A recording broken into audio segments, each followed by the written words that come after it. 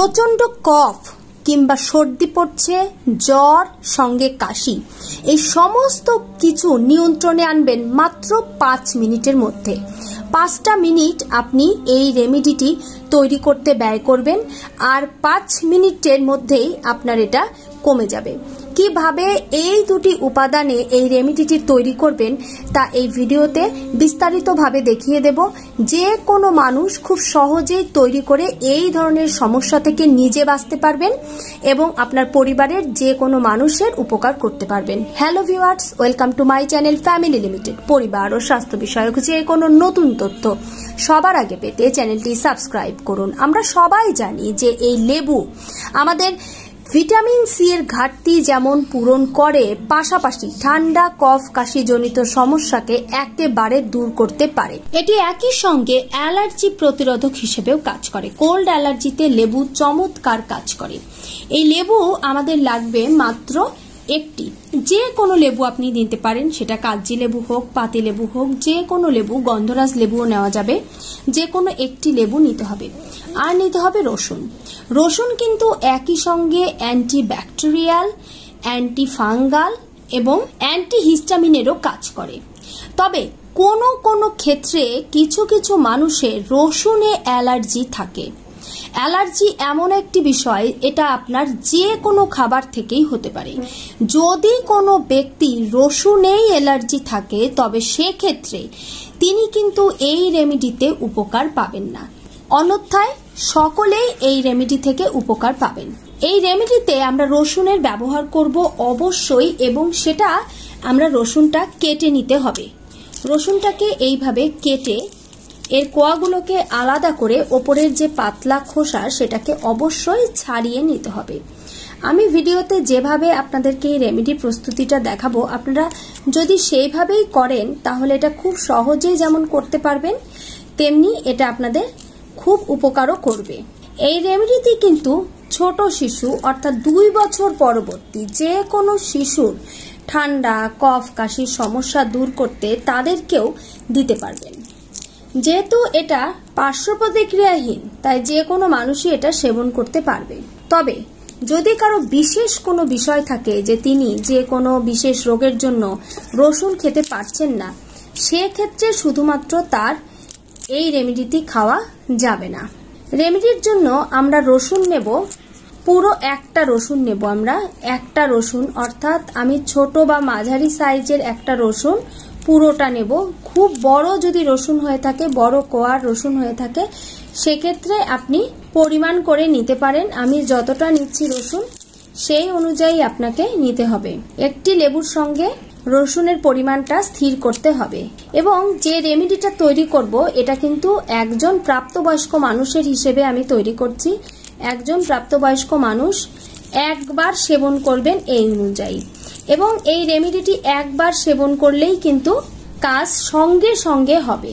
কারো কারো ক্ষেত্রে বর্তমানে যেহেতু ঠান্ডা কফ কাশির সঙ্গে সঙ্গে ভাইরাল ফিভারের প্রবণতা বেড়ে গিয়েছে এবং খুব মানুষ আক্রান্ত হচ্ছেন এই ধরনের সংক্রমণে, কাজেই কারো কারো কিন্তু রোগের তীব্রতা অনেক বেশি দেখা দিচ্ছে।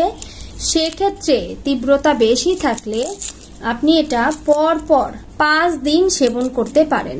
যেহেতু এটা অ্যান্টি ফাঙ্গাল, অ্যান্টিব্যাকটেরিয়াল, অ্যান্টিভাইরাল এবং একই সঙ্গে অ্যান্টিহিস্টামিন হিসেবে কাজ করবে, কাজেই এটি আপনার শরীরকে অনেক বেশি ভেতর থেকে রোগ প্রতিরোধযোগ্য করে তুলবে এবং সুস্থ করবে। যদি কোনো মানুষের আগে থেকে ডায়াবেটিস, হৃদরোগ থাকে, তাহলে তিনি বিনা প্রশ্নে এই রেমেডিটি সেবন করতে পারবেন।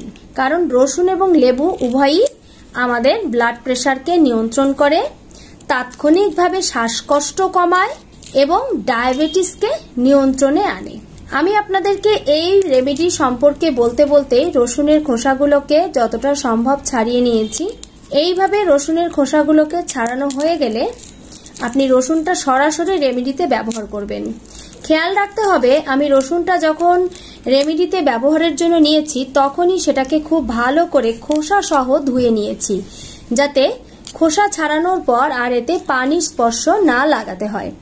আমি খোসা ছাড়ানোর পর ধোবো না, কারণ এর সঙ্গে যে এসেন্সিয়াল অয়েল রয়েছে, রসুনের যে উপাদানগুলো রয়েছে, সেগুলো আমি ধুয়ে পানি দিয়ে নষ্ট করতে চাচ্ছি না। রসুনগুলোকে আমি ছোট্ট একটি হামানদিস্তার মধ্যে সবগুলো নিয়ে নিচ্ছি। আপনারা কিন্তু এই রসুনটাকে যে কোনো ধরনের শিলপাটা বা মিক্সার গ্রাইন্ডারও নিতে পারেন। আমি হামানদিস্তাতে নিচ্ছি কারণ আমি যত রকম রেমেডি আছে চেষ্টা করি এই হামানদিস্তাতেই তৈরি করতে। আপনারা এখানে দেখতে পাচ্ছেন যে রসুনের রংটা আস্তে আস্তে পরিবর্তন হয়ে যাচ্ছে, কারণ এই হামানদিস্তাতে আমি কিছুক্ষণ আগেই লবঙ্গ গুঁড়ো করেছিলাম, তার কিছু অংশ রসুনের সঙ্গে লেগে যাচ্ছে। এতে কোনো ধরনের সমস্যা হওয়ার কারণ নেই, কারণ লবঙ্গ একইভাবে আমাদের ঠান্ডা কফ কাশিকে নিয়ন্ত্রণ করে থাকে। রসুনগুলো সম্পূর্ণ থেতো হয়ে গিয়েছে, খুব ভালো করে এটাকে পেস্ট তৈরি করে নিতে হবে।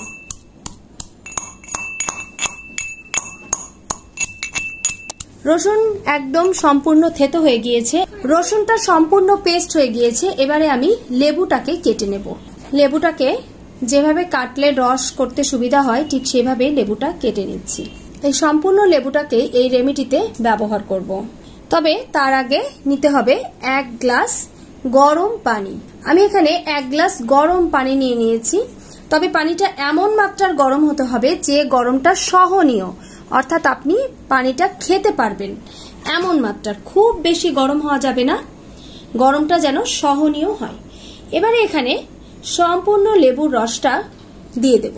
লেবুর রসটা খুব ভালো করে দিতে হবে, যাতে যতটা লেবুর রস ততটাই যেন আপনি এই পানিতে মিশিয়ে নিতে পারেন।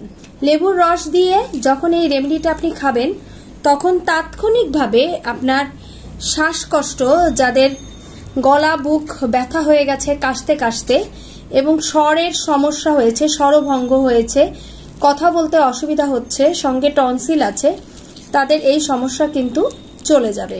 এই রেমেডিটি পান করার সময় একটি বিষয় খেয়াল রাখতে হবে, রেমেডিটি কখনোই আপনি খালি পেটে পান করবেন না। রেমেডিটি আপনাকে অবশ্যই খাবার খাওয়ার আধা ঘন্টা পরে পান করতে হবে। রেমেডিটি কখনোই কোনো মানুষ দুধ জাতীয় খাবার খাওয়ার পরে পান করবেন না। যদি কোনো কারণে দুধ জাতীয় কোনো খাবার খান, সেক্ষেত্রে কিন্তু এই রেমেডিটি আপনাকে তার ন্যূনতম 3 ঘন্টা পরে সেবন করতে হবে। এবারে আমরা রেমেডিটি ফাইনালি তৈরি করছি। যতটা আমাদের রসুন থেতো করা হয়েছে ততটা রসুন আমি এই লেবুর পানির সঙ্গে মিশিয়ে দেব। এইভাবে আপনি এই রেমেডিটি তৈরি করে নেবেন। রেমেডিটি তৈরি করা শেষ, এই পর্যন্তই। এবারে আপনাকে এটা পান করতে হবে। তবে কারো যদি মনে হয়ে থাকে যে আপনি রসুনটা আরো বেশি পেস্ট করে নিতে চান, আপনার এভাবে খেতে অসুবিধা, তাহলে আপনি সম্পূর্ণ বেটে বা পেস্ট করে নিতে পারেন। শুধু খেয়াল রাখবেন রসুনের কোনো রস যেন নষ্ট না হয়। এবারে এই রেমেডিটি আপনি সেবন করুন সকালে একবার অবশ্যই। যদি কারো মনে হয়ে থাকে আপনার রোগের তীব্রতা অত্যন্ত বেশি, সেক্ষেত্রে আপনি রাতে খাবারের 3 ঘন্টা পরে আর একবার সেবন করতে পারেন। প্রয়োজন অনুযায়ী সিদ্ধান্ত নিতে হবে। ধন্যবাদ, ভালো থাকবেন, সুস্থ থাকবেন।